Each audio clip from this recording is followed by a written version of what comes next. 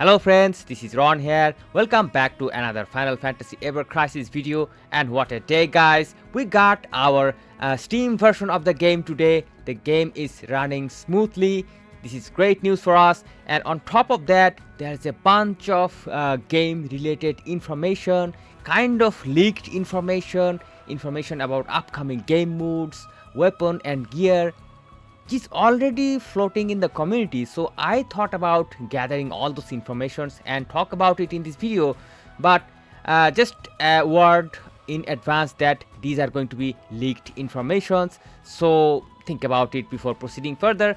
But in anyways guys, let me just pull those images, and definitely some of them are going to be really interesting. So we are having these images, this one and this one guys. Look at this, the new costume, new gear for Aerith, Fairy of Snowfall. This costume or this gear is going to be based on ice damage, boost HP, ice mastery, boost ice ability damage. So this is going to be the new ice theme costumes. Aerith looks absolutely stunning guys.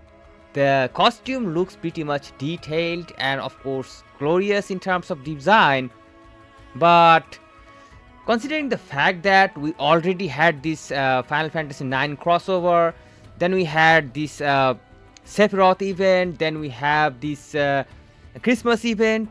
I mean, our blue crystals are having some limits, right? So this is probably going to be mostly to the paid players who are spending in the game. So good news for them, but for F2P players like us who have already summoned in the crossover or recent banners, probably this is going to be something that we need to avoid. We need to save our crystals probably, but it remains to be seen that how influential is going to be this thing. Now we also have information about some weapons. Look at these guys. Our Beret is going to have a weapon, but no costumes, just a weapon. And looks like the weapon is something that you probably would not like to spend your blue crystal after that, because this is the weapon that is simply going to boost a little bit of heal of course, and additionally it is going to boost fire resist. And in my opinion, this fire resist is going to be a complete waste. I mean, unless the game brings a new boss where the fire damage is so high that is totally incredible.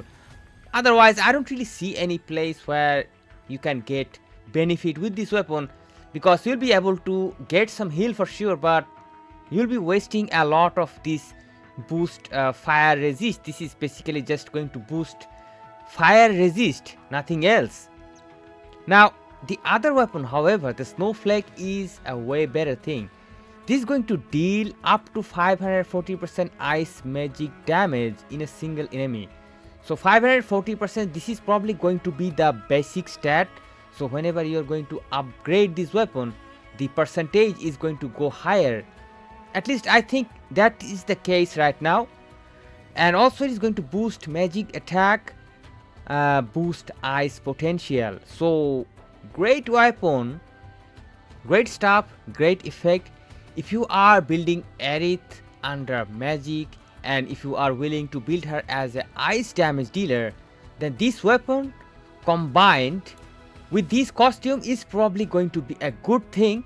But once again guys, these are great stuffs, but nothing really groundbreaking, nothing really game changing. All of these costumes or weapons have certain limitations, and they are nothing something groundbreaking. So I would advise the F2P, especially free to pay players, to probably you should just try to ignore and skip this type of banners until something really big comes. And I'm also kind of waiting for a great banner to summon, and I'm definitely going to skip this sort of stuffs.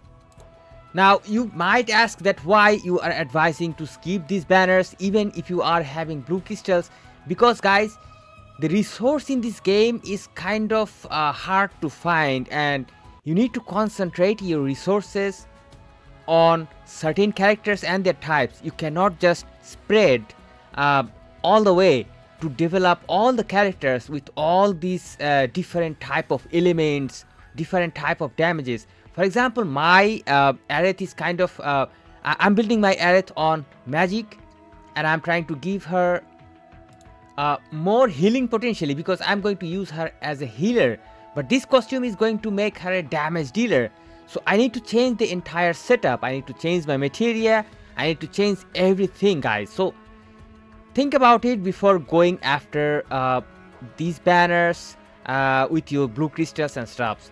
Now let's move on to the next part, guys.